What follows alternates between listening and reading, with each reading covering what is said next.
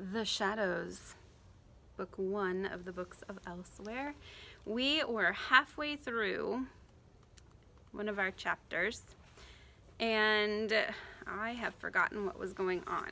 It's been a while. So let's see. She was talking to Morton, and so they were in a painting. She was asking about Aldous McMartin because she's trying to figure out who made the paintings and why they made, why they made them come to life. So, here we go. Olive reached out and laid her hand on Morton's shoulder.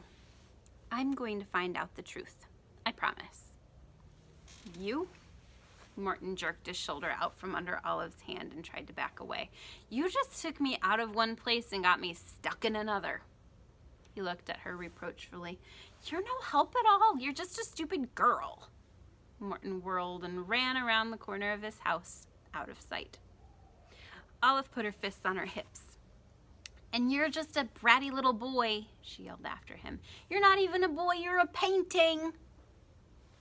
Furious, Olive turned in the opposite direction and stomped away, past the empty lot where her house should have been, past the houses where faces shifted and stared behind the dark windows. Stupid Morton, she would show him. Wait, called a voice. Olive turned, expecting to see Morton trailing after her, ready to say that he was sorry.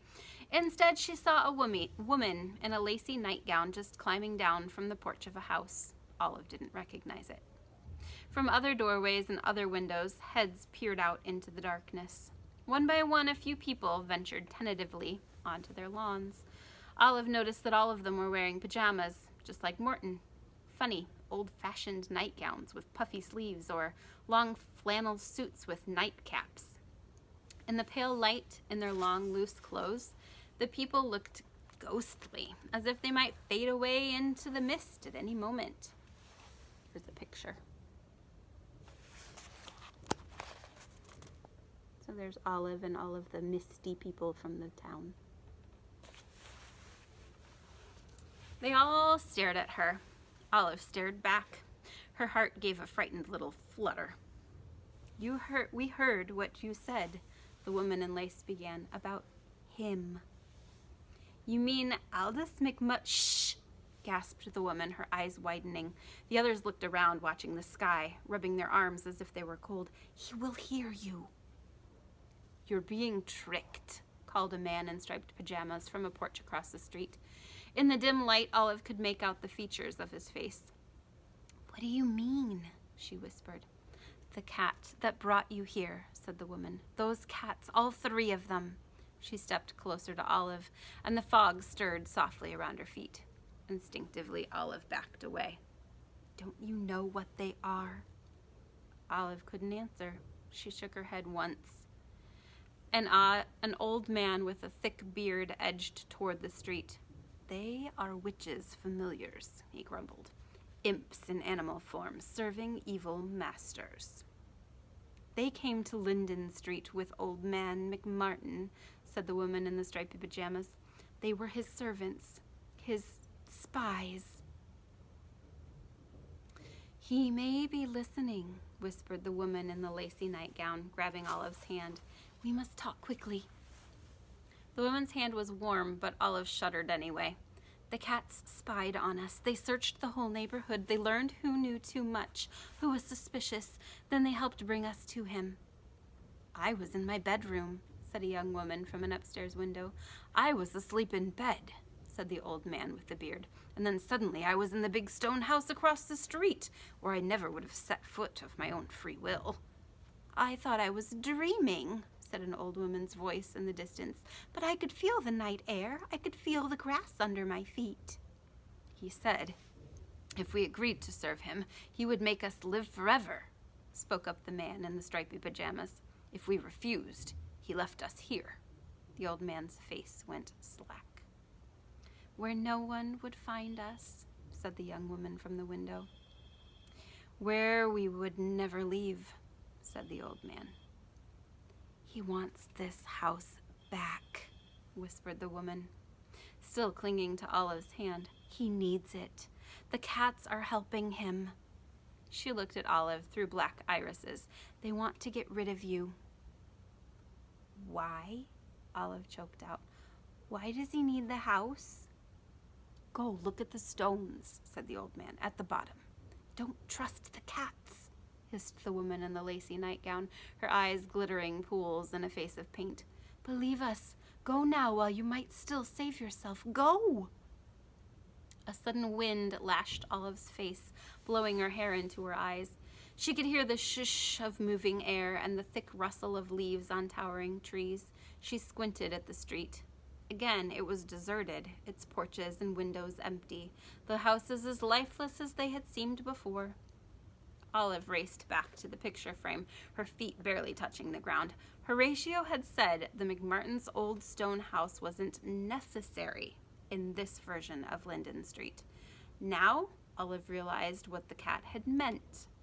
This painting was just a place to hold the people Aldous McMartin had captured, like moths in a specimen jar. Olive ran until the painted world around her became like the inside of her mind, a foggy blur streaked with shadows, where things she couldn't see lurked and waited, suddenly rearing into the light when she'd already gotten too close. The upstairs hallway, which had seemed so dark and menacing before, looked brightly lit and comfortingly warm when Olive finally lurched through the frame. She stood staring at the painting of Linden Street for a while, listening to the thundering of her heart, wondering if she really did want to know what the people in the painting were talking about. She took a deep breath. Of course she did. Olive had heard the old saying about curiosity killing the cat. It never quite made sense to her, even when she asked her mother to explain it. It means that curiosity can lead to danger if we take too many risks, Mrs. Dunwoody had said. But of course, if it wasn't for curiosity, we wouldn't take the risks that lead to wonderful discoveries. Roald Amundsen would never have explored the North and South Poles. Marie and Pierre Curie wouldn't have done their work with radiation. We would have no penicillin, no polio vaccine. Mrs. Dunwoody had leaped to her feet and begun waving her arms. Benjamin Franklin would certainly never have flown his kite in a lightning storm. It's curiosity that is the mother of invention. Olive had to agree with her mother. What could you learn without curiosity anyway? Only the stuff they made you study in school. She took another deep breath and squared her shoulders. She needed to look at the stones. The stones at the bottom. The stones that the builders must have meant all along. Moments later, she stood at the top of the basement stairs, armed with one flashlight in her hand and another in her pocket for backup. She took a last shaky breath. This was no time to let fear carry her away.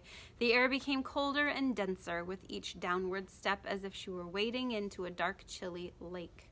She wasn't going to turn on the lights. She hoped to avoid being noticed by Leopold for as long as she could, and she was sure that he was down there, waiting, his huge black body melding with the shadows. Olive groped through the darkness, feeling for the basement wall. Her fingertips scraped the stones.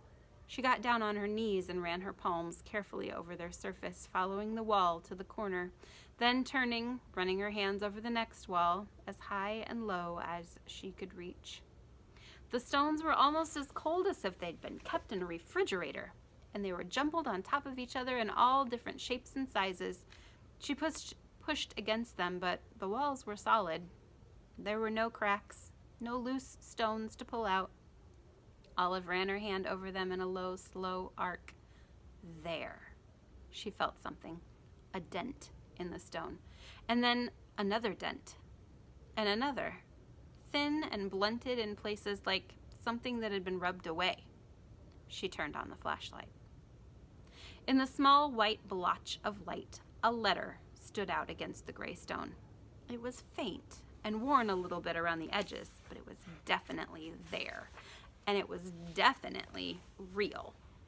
Olive ran her fingers over its carved branches. It was a letter M. Shaking a sticky bit of old cobweb off her fingers, Olive scanned the stones nearby. To the right, almost in the basement's corner, she spotted what looked like another carving. She had to scrunch down until she was nearly on her stomach to get a good look. This one wasn't a letter. This carving was a shape.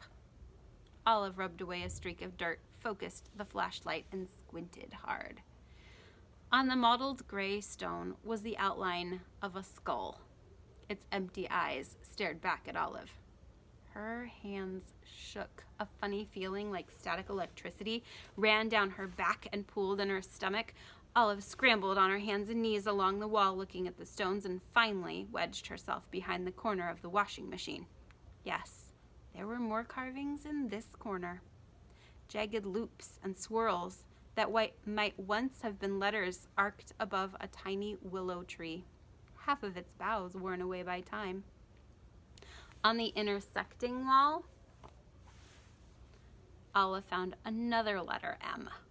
This one was attached to a small C.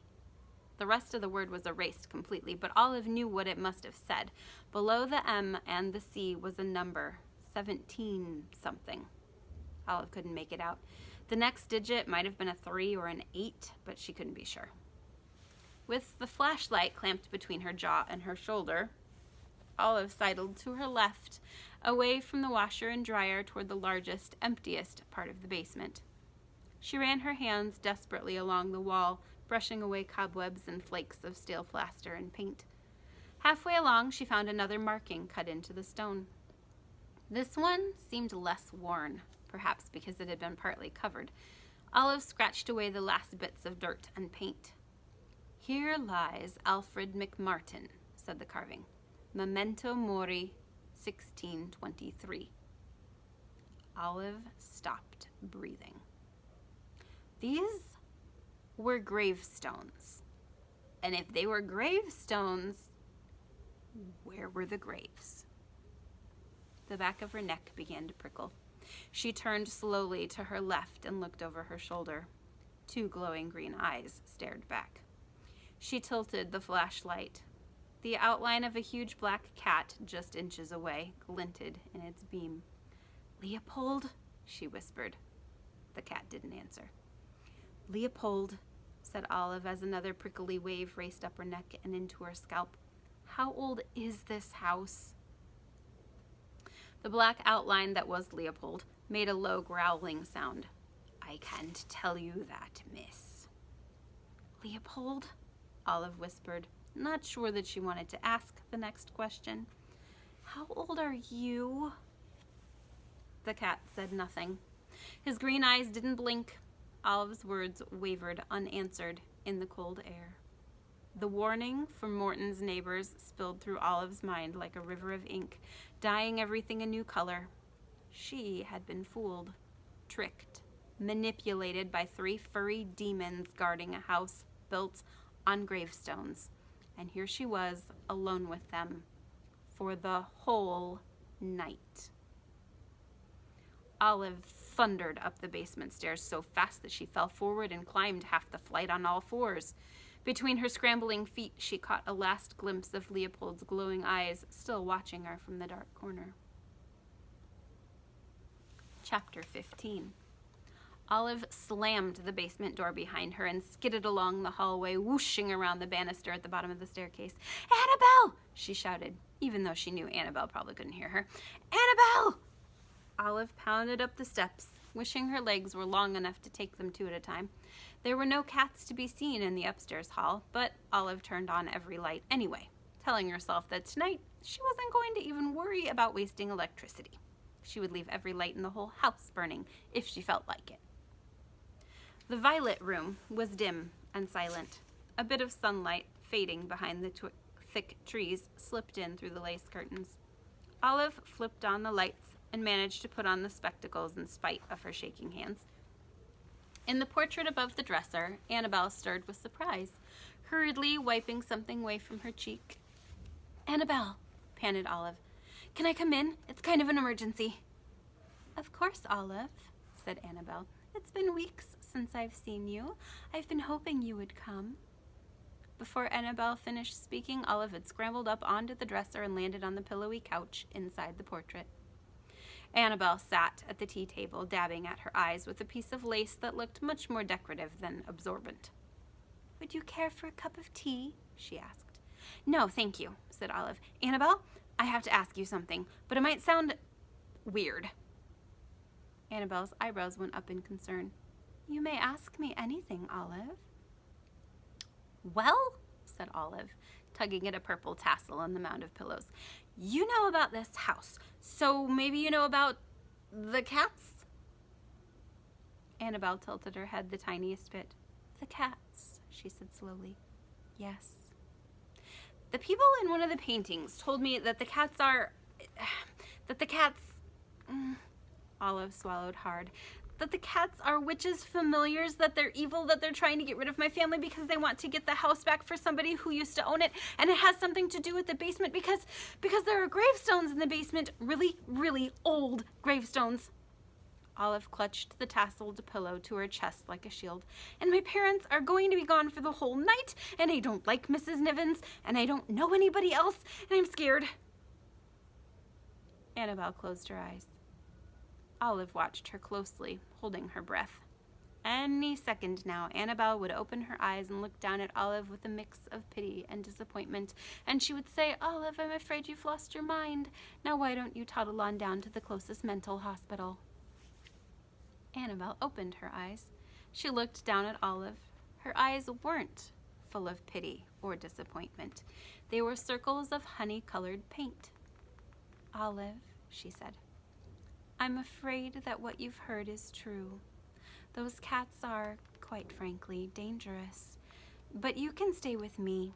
You can stay with me just as long as you want to.